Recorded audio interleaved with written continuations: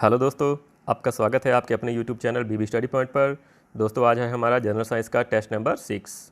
तो दोस्तों आपको पता ही है कि हमारे वीडियोस में आपको मोस्ट इंपॉर्टेंट क्वेश्चंस ही देखने को मिलते हैं जिनके एग्ज़ाम में आने के चांसेस बहुत ज़्यादा हैं। इसलिए आप इस टेस्ट के किसी भी क्वेश्चन को मिस मत कीजिएगा क्योंकि सभी क्वेश्चंस मोस्ट इंपॉर्टेंट हैं और एग्ज़ाम ओरिएंटेड क्वेश्चंस हैं। तो चलिए स्टार्ट करते हैं आज का टेस्ट। हमारे टेस्ट का पैटर्न तो आपको पता ही है कि पहले आपसे एक एमसीक्यू क्वेश्चन पूछा जाएगा, उसके बाद 5 सेकंड्स मिलेंगे आंसर देने के लिए। आंसर बताने के बाद आपको क्वेश्चन की एक्सप्लेनेशन दी जाएगी ताकि आपको उस क्वेश्चन से बन सकने वाले दूसरे क्वेश्चंस की भी इंफॉर्मेशन मिल सके। तो आपका पहला क्वेश्चन है, नवजात शिशु के शरीर में कितनी हड्डियाँ होती हैं? ए 200 से 204, बी 280 से 300, सी 206 या डी 100 से 120। तो इस क्वेश्चन का जो राइट आंसर है वो है बी 280 से 300।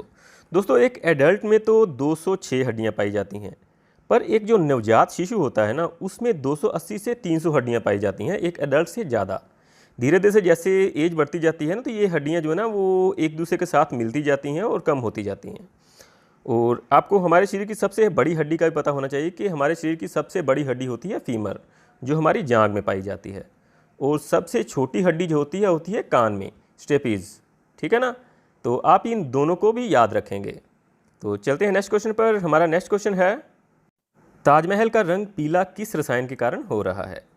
ए sulphur dioxide, B nitrogen oxide, C carbon dioxide या डी अमोनिया। तो इस क्वेश्चन का जो राइट आंसर है वो है ए सल्फर डाइऑक्साइड। दोस्तों सल्फर डाइऑक्साइड के कारण ही ताजमहल का रंग जो है ना ये पीला पड़ता जा रहा है। तो आपको इसके पीछे का कारण भी पता होना चाहिए। जैसे कि ये पोल्यूशन हो रहा है ना आजकल, पोल्यूशन के कारण जो ये सल्फर डाइऑक्साइड जो है ना ये वातावरण में मिक्स हो जाती है। और जब बारिश होती है ना, बारिश के साथ फिर ये सल्फर डाइऑक्साइड जो है ना बारिश के पानी के साथ रिएक्शन करती है। रिएक्शन होने से सल्फ्यूरिक अम्ल बनता है और जब वही सल्फ्यूरिक अम्ल पृथ्वी पर गिरता है ना तो उसे एसिड रेन कहते हैं। ठीक है, एसिड रेन या अम्लीय वर्षा। और वही अम्लीय वर्षा जो है ना वो जब ये ताजमहल पर गिरती है तो ताजमहल का रंग जो है ना उसी के कारण जो है ना पीला पड़ता जा रहा है। आई थिंक आपको ये क्वेश्चन अच्छी तरह से समझ आ गया होगा। तो चलते हैं नेक्स्ट क्वेश्चन पर।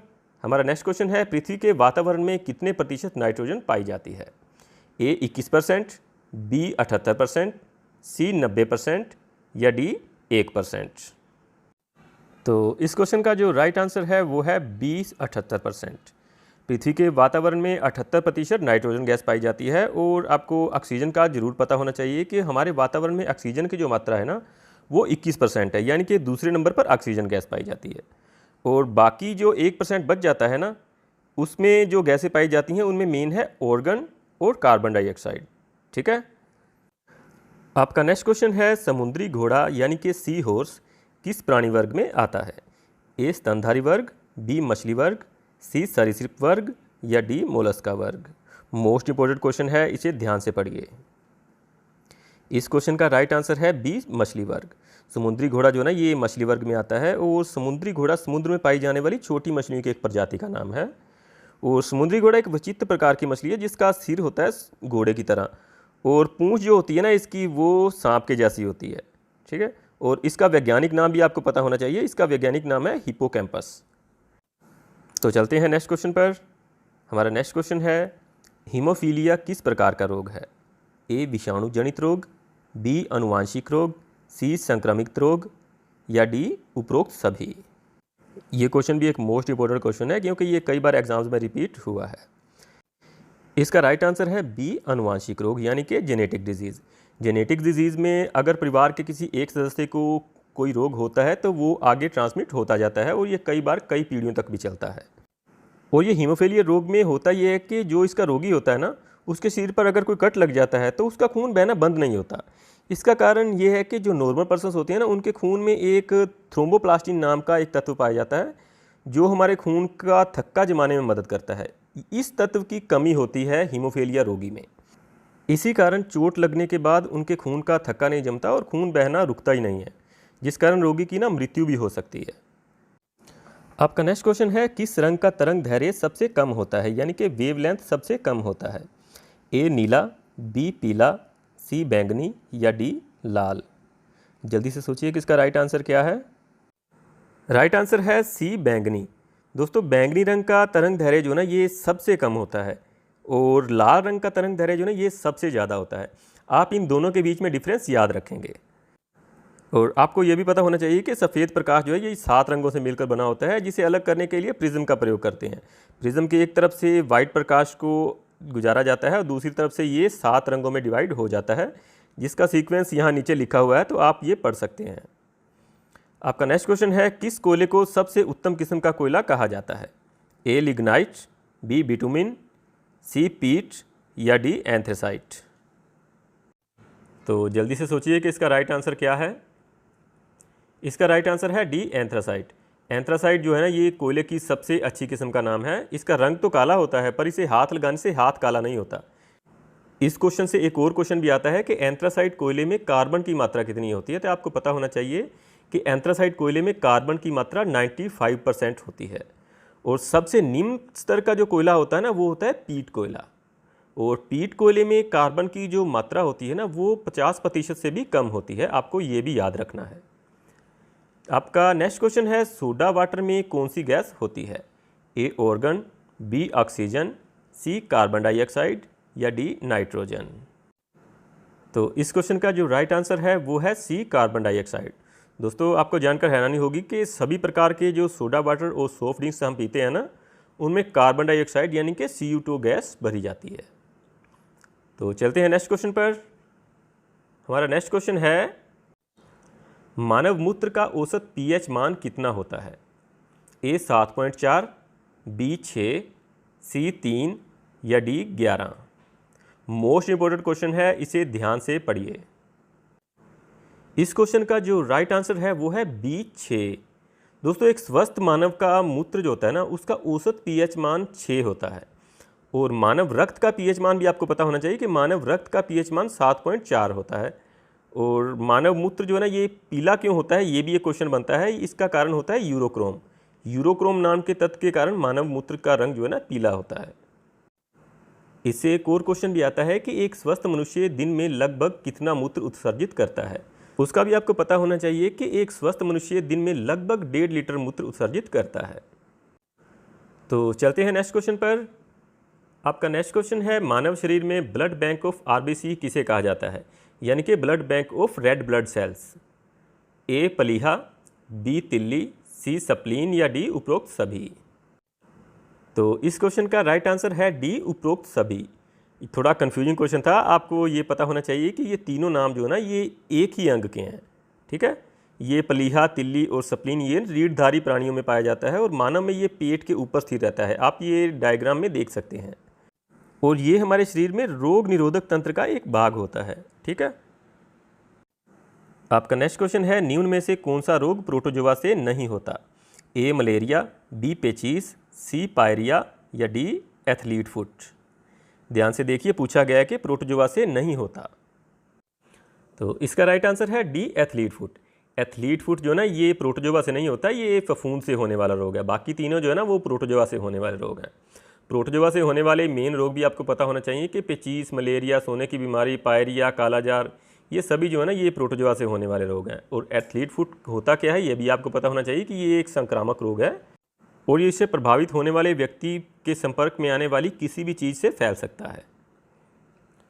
नेक्स्ट क्वेश्चन है, बार इनमें से किसे मापने की इकाई है? ए तापक्रम, बी प्रकाश, सी बिजली या डी वायुमंडलीय दबाव?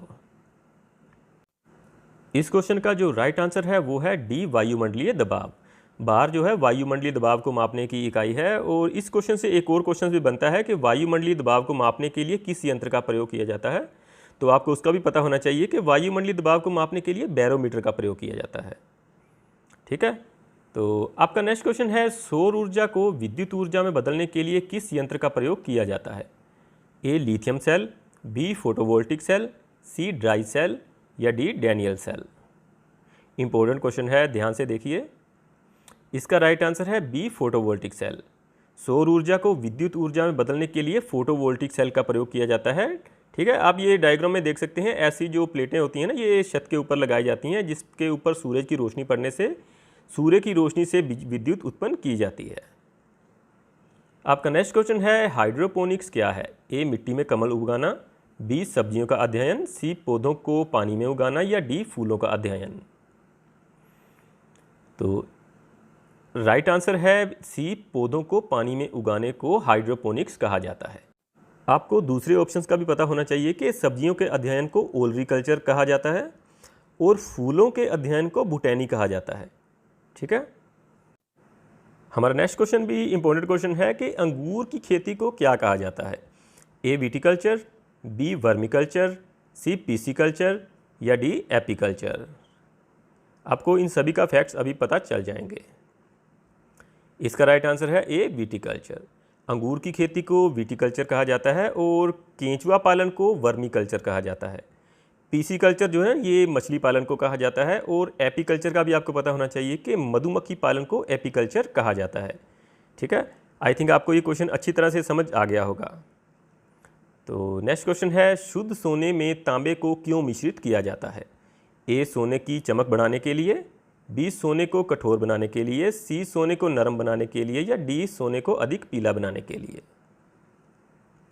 तो इसका राइट आंसर है बी, सोने को कठोर बनाने के लिए।